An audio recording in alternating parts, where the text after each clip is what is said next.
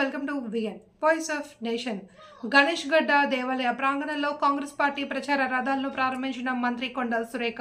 కార్యక్రమంలో జగ్గారెడ్డి, మైనంపల్లి హనుమంతరావు, నిర్మలా జగ్గారెడ్డిలో ఇన్ఛార్జీలు హాజరయ్యారు. పటాన్చెరు నియోజకవర్గ ఇన్ఛార్జ్ కాటా శ్రీనివాస్ గౌడ్ వారి అనుచర గణం హాజరు కాకపోవడం పలు అనుమానాలకు తావితీస్తోంది. శ్రీనివాస్ గౌడ్ అలిగారా లేకపోతే వేరే విశేషమేమైనా ఉందా అనే కోణంలోనే కాంగ్రెస్ నాయకుల్లో అనుమానం కలుగుతుంది. మంత్రి కొండ సురేఖ మాట్లాడే మాటల్లో అందరినీ కలుపుకోవాలి అనడంలో అర్థం అదే కనబడుతోంది. జిల్లా ముఖ్య నాయకులు, పటాన్చెరుకు చెందిన ముఖ్య నాయకులు హాజరయ్యారు.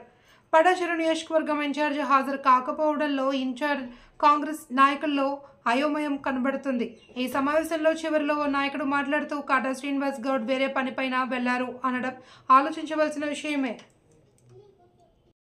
ఈ రోజు ఈ నియోజకవర్గంలో ప్రజలందరూ కూడా మరి ఎప్పుడు ఎలక్షన్స్ వస్తే మళ్ళీ కాంగ్రెస్ పార్టీని గెలిపిద్దామని చూస్తా ఉన్నారు.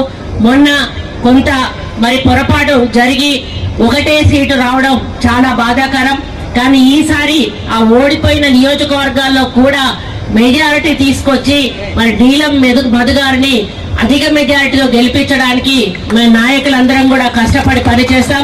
ఒక నాయకులతోటే ఆ పని కాదు, గ్రౌండ్ లెవెల్లో కార్యకర్త రెస్పాన్సిబిలిటీ చాలా ముఖ్యం.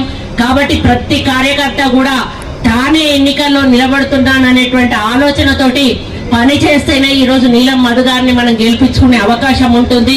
కాబట్టి భేషజాలకు పోకుండా నన్ను పిలవలేదు, నన్ను పిలిచారు, నన్ను మర్చిపోయారు. ఎందుకంటే మనం ఎంత పెద్ద ఫంక్షన్ చేసుకున్నా కూడా ఒక్కోసారి మన సొంత రక్త సంబంధికులను కూడా మరి పిలవడం మర్చిపోతాము. అది కావాలని ఎవరు కూడా చెయ్యరు, పొరపాటున జరుగుతూ ఉంటాయి.